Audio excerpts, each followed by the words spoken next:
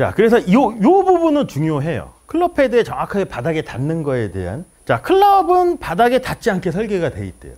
어큐메이트에서 3번 앵글, 그 다음에 왼팔 플라잉 엣지 구조를 잘 유지를 했어요. 그럼 우리가 숙일 때도 이 각도 앵글을 그대로 유지를 해야 되잖아요. 저 같은 경우는 클럽이 이 각도를 이렇게 유지하고 이렇게 해서 클럽 헤드가 한 이만큼은 떠 있는 것 같아요. 이 상태에서 이 클럽이 내려가려면 어떻게 하면 될까요? 이 각도를 유지하고 이 클럽이 조금 더 바닥으로 내려가려면. 얘가 내려가야 돼. 근데 대부분 어떤 미스를 할까요? 여기서. 상체를 숙이거나 또 하나 미스가 뭐냐면 얘가 풀려요. 그러면은 얘를 그대로 제가 들어볼게요. 그럼 이 삼각형이 깨졌죠. 그럼 얘도 깨져요. 깨질 수가 없어요. 그러니까 이 각도를 잘 유지를 해야 돼요. 이렇게 왼팔하고 요 클럽 샤프트가 만드는 요 V자 쉐이브가 유지가 돼야지 오른팔뚝하고 샤프트가 또 맞지. 얘가 이렇게 돼 있습니다.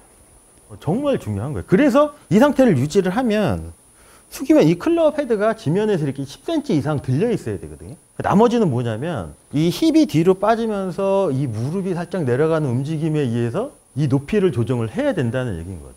그리고 이거를 또 여기랑 또 붙여서 생각을 한번 해보세요. 클럽 헤드가 아크가 지면에 닿기 전에 클럽 페이스는 볼을 치는 위치에 있어야 되는데요. 이 위치는 떠 있는 상태인 거잖아요. 그럼 어드레스 때도 바닥에 돼 있다는 얘기는 뭐냐면 그럴 필요가 전혀 없다는 얘기인 거죠.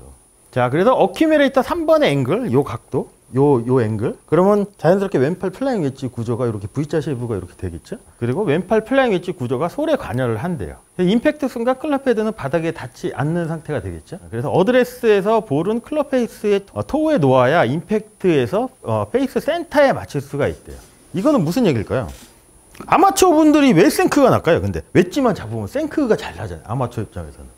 이거랑 연관했어요. 그러니까 어드레스 때 여기서 얘기하는 건 뭐냐면 어드레스 때 얘를 어드레스를 했을 때 클럽의 센터가 아닌 토우 쪽에 이렇게 있어야지 맞는 순간에 조금 더 센터로 들어간다고 얘기를 하는 거거든요. 그 얘기는 뭐냐면 임팩트 플레인 라인, 로포인트 플레인 라인 기억나시나요? 네.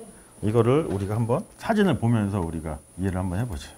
요 사진을 보시면 여기 틀어놓은 거잖아요. 그러면 저 녹색 선이 임팩트 플레인 라인, 요 밖에 있는 선이 로 포인트죠. 디봇에 있는 라인. 그러면 요 사람 관점에서는 요 로 포인트가 어디 있는 것처럼 보일까요? 바깥에 있는 것처럼 보이죠.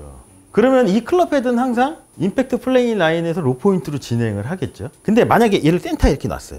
근데 얘는 로 포인트는 여기잖아요. 요 공보다 조금 더 바깥의 선이잖아요. 근데 얘가 바깥으로 나가면 안쪽에 맞을 수도 있다는 얘기인 거죠. 그래서 아마추어 분들이 스윙은 그다지 나쁘지 않은데 생크가 나는 건 뭐냐면 어드레스 때 얘를 이렇게 가운데 이렇게 맞추죠. 그럼 얘가 안에서 바깥으로 나가면 조금 더 안쪽에 맞을 수도 있잖아요. 근데 이렇게 토우에다 맞춰 놓으면 여기서 안에서 바깥으로 나가면서 조금 더 센터에 맞을 수 있는 확률이 높아질 수밖에 없다는 거죠. 그 드라이버도 그렇잖아요. 드라이버 우리가 티 꽂아 놓고 어드레스를 했을 때 드라이버가 이렇게 있다고 친데 보통 아마추어 분들은 이렇게 맞추려고 하죠.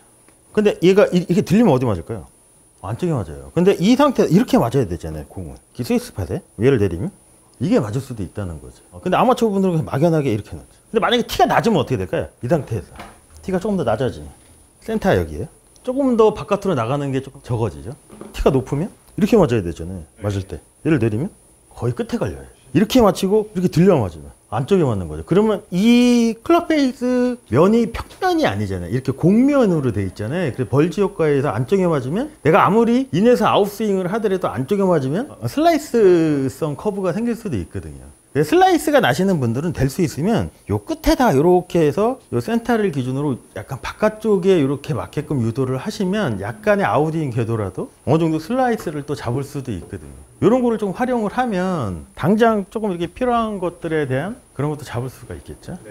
키가 높으면 더 토우 쪽에 놓아야 그렇죠. 더 나와야 돼요. 그래서 그게 아니면 가운데다가 이렇게 맞춰놓고 들고 하든지 내려놓을 것 같으면 맞춰놓고 내리면 그 위치가 맞을 수도 있다는 거죠.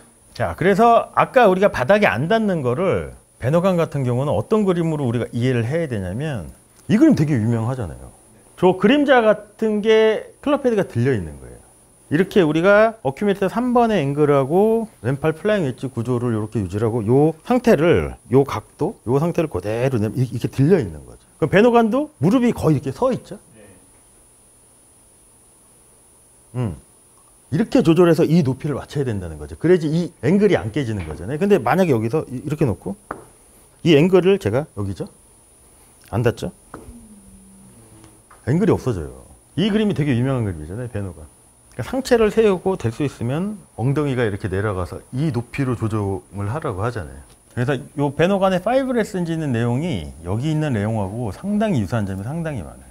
자, 그 내용이 이거예요. 토우에 있어야 된다는 얘기가 플레이어 관점에서 로 포인트 플레인 라인은 임팩트 플레인 라인보다 바깥쪽에 있는 거겠죠. 스윙 아크의 로 포인트에 도달하기 전 임팩트가 발생하는 경우 인에서 아웃이잖아요. 근데 모든 스윙은 임팩트 플레인 라인에서 로 포인트로 이렇게 이동을 하겠죠. 자, 그래서 임팩트가 발생한 후에도 공에 맞은 다음에도 클럽은 로 포인트로 내려가 이동을 해줘야 되겠죠. 자연스럽게 약간 아웃으로 가고 밑으로 내려가는 게 자연스럽게 돼야 되겠죠. 그렇기 때문에 어드레스 때는 약간 토우에 있는 게 센터에 맞을 수 있는 확률이 조금이나마 높다는 얘기인 거죠.